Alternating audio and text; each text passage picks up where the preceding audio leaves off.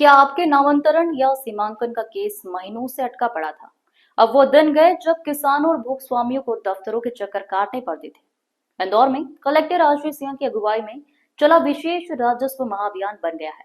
ये एक मिसाल है जहां रिकॉर्ड समय में 11,904 प्रकरणों का समाधान हुआ, और वो भी पूरी पारदर्शिता के साथ। इंदौर जिले में किसानों और भूस्वामियों की वर्षों पुरानी समस्याओं को जड़ से खत्म करने के लिए राजस्व विभाग ने 16 जून से 31 जुलाई 2025 तक विशेष राजस्व महाअभियान चलाया। इस अभियान के तहत 31 मई 2025 तक के 100% लंबित प्रकरणों को निपटाने का लक्ष्य रखा गया था, और ये लक्ष्य पूरी तरह सफल रहा।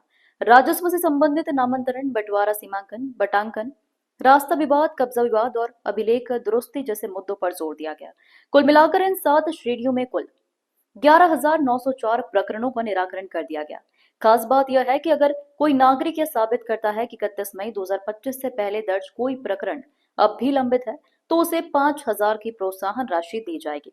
इस राशि की वसूली संबंधित राजस्व अधिकारी से की जाएगी, यानी जवाबदेही भी तय की गई है।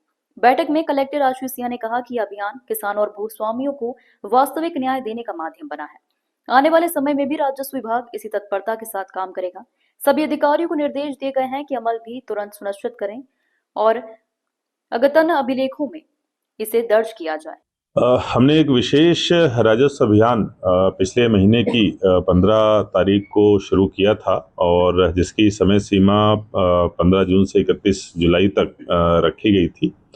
और उसमें हमने लक्ष्य रखा था कि 31 मई तक जितने भी हमारे राजस्व के प्रकरण प्राप्त हुए हैं, सभी का 100% निराकरण सुनिश्चित किया जाएगा।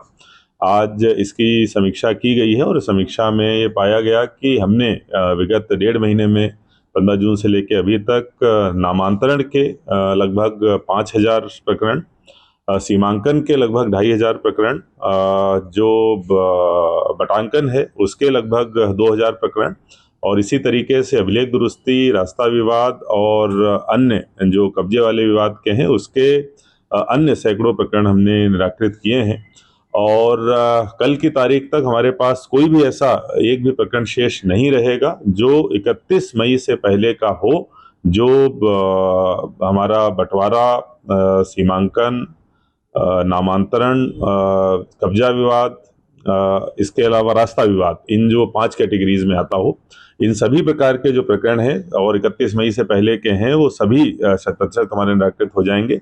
आज मेरे द्वारा एक आदेश भी निकाला गया है कि अगर 31 तारीख के बाद अर्थात कल के बाद कोई भी व्यक्ति हमको ये सूचना प्रदान करता है जिसमें कि आरसीएमएस का अगर वो प्रकरण क्रमांक देता है, या फिर जो लोक सेवा केंद्र में जो प्रकरण जमा होता है उसकी अगर पावती दिखाता है, अगर वो पावती 31 मई से पहले की होती है और प्रकरण का निराकरण नहीं होता है, तो उसको 5,000 रुपये भी दिए जाएंगे और संबंधित राजस्व अधिकारी से उसकी वसूली भी की जाएगी। ये आदेश मेरे द्वारा आज निकाला गया है। मुझे लगता है ये पहला ऐसा अभियान होगा जिसमें 100% हमने प्रकरण निराकृत किए हैं, और 2 महीने से पुराना कोई भी प्रकरण हमारे पास में इन कैटेगरीज में लंबित नहीं है। इंदौर से नेशन टाइम की रिपोर्ट।